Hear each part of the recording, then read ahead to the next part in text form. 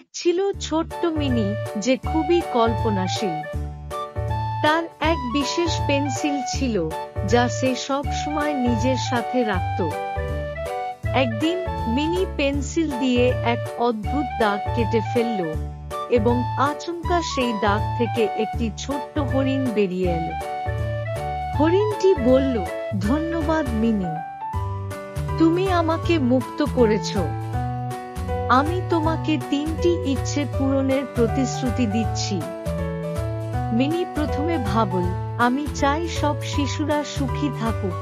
এক নিমিষে গ্রামের সব শিশুর মুখে হাসি ফুটে উঠল। দ্বিতীয় ইচ্ছায় মিনি বলল, আমি চাই আমাদের স্কুলে ভালো পাঠদান ও সুন্দর পরিবেশ থাকুক। তৎক্ষণাৎ স্কুলে পড়াশোনা অনেক মজার হয়ে উঠল।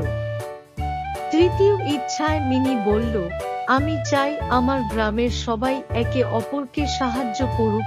মুহূর্তেই গ্রামের মানুষজন পরস্পরের প্রতি সাহায্য করতে শুরু করল।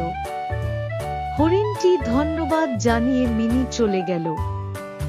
মিনি বুঝল, তার কল্পনার শক্তি বাস্তবেও আসল পরিবর্তন আনতে পারে।